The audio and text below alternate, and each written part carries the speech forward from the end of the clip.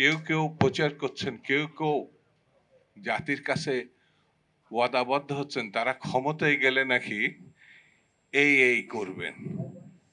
যারা মুক্তিযুদ্ধের সময় স্বাধীনতা যুদ্ধের বিপক্ষে দাঁড়িয়েছেন, যে অপকর্ম করেছিলেন পাকিস্তানি সেনাবাহিনীর সঙ্গে অস্ত্র ধরে, তার জন্য তো এখনো পর্যন্ত ভালো করে ক্ষমাই চাই নাই। আগে ক্ষমা চান, জাতির কাছে দুঃখ প্রকাশ করেন, তারপরে কি করবেন না করবেন পরে ভেবে দেখা যাবে। বাংলাদেশের মুক্তিযুদ্ধের একমাত্র দল বাংলাদেশ জাতীয়তাবাদী দল, যার কাছে মানুষের প্রত্যাশা ছিল ৭১ মুক্তিযুদ্ধের সময় সীমাহীন। তিনি ৭২ ক্ষমতা নেওয়ার পরে যে নির্বাচন হয় ৭৩ সালে, সেই নির্বাচন ছিল স্মরণকালের সবথেকে দুর্নীতিযুক্ত, লুটপাট এবং অব্যবস্থাপনা। আপনারা সবাই জানেন, আমি একটি মাত্র কারণ উল্লেখ করি। দাউদকান্দির খন্দকার মোস্তাক তিনি হেরে গেছিলেন। ইতিহাস বলে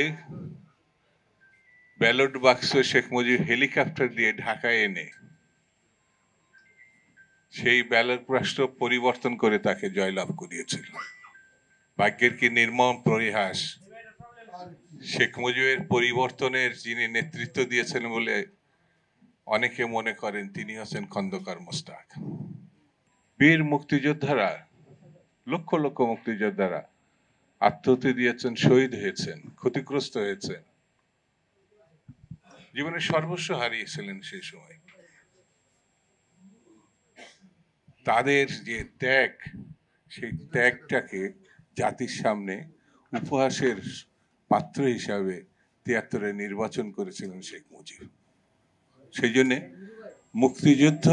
মুক্তিযোদ্ধাদের যে অহংকার ইতিহাস, তার সঙ্গে শেখ মুজিবের কোনো সম্পর্ক ছিল না, কোনো সম্পর্ক ছিল না।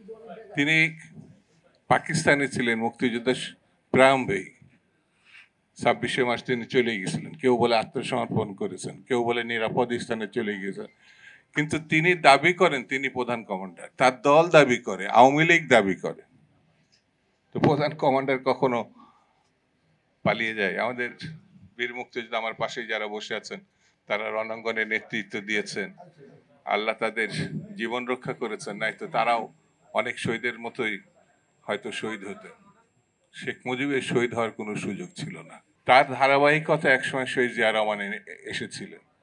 যেমন তিনি স্বাধীনতার ঘোষণা করেছিলেন, তেমন তিনি রণাঙ্গনে যোদ্ধাদের নিয়ে যুদ্ধ করেছিলেন।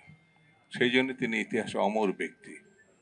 বাংলাদেশের শুধু যে মুক্তিযুদ্ধ ঘোষণা, মুক্তিযুদ্ধে অংশগ্রহণ তা না, শহীদ জিয়া রহমান আধুনিক বাংলাদেশের পূর্ণবান নেতৃত্ব দিয়েছিলেন গণতন্ত্র ফিরিয়ে আনা, যেটা বাকশালের মধ্যে দিয়ে শেষ হয়ে গিয়েছিল ৭৩ সালে, ৭৪ সালে। বাংলাদেশ এখন যুগ সন্ধিক্ষণে। কেউ কেউ প্রচার করছেন, কেউ কেউ জাতির কাছে ওয়াদাবদ্ধ হচ্ছেন, তারা ক্ষমতায় গেলে নাকি এই করবেন। যারা মুক্তিযুদ্ধের সময় স্বাধীনতা যুদ্ধের বিপক্ষে দাঁড়িয়েছেন, যে অপকর্ম করেছিলেন পাকিস্তানি সেনাবাহিনীর সঙ্গে অস্ত্র ধরে, তার জন্য তো এখনো পর্যন্ত ভালো করে ক্ষমাই চাই নাই।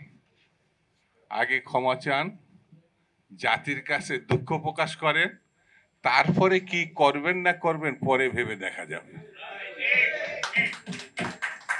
বাংলাদেশের মুক্তিযুদ্ধের একমাত্র দল বাংলাদেশ জাতীয়তাবাদী দল। বাংলাদেশের একমাত্র আশা ভরসার জায়গা হচ্ছে বাংলাদেশ জাতীয়তাবাদী দল। জিয়া পরিবার আর শেখ পরিবার আকাশ আর পাতাল। ওইটা চোরের পরিবার, ব্যাংক ডাকাতের পরিবার, লুটেরার পরিবার, গণহত্যার পরিবার। আরেকটি পরিবার হচ্ছে বাংলাদেশের স্বাধীনতার ঘোষণার পরিবার, লড়াইয়ের পরিবার, গণতন্ত্রের সপক্ষে জীবনকে উৎসর্গের পরিবার। আমরা এই মুক্তিযোদ্ধা দলের মানুষগুলো সেই দল, সেই লড়াকু নেতৃত্বের সঙ্গে আমরা আছি।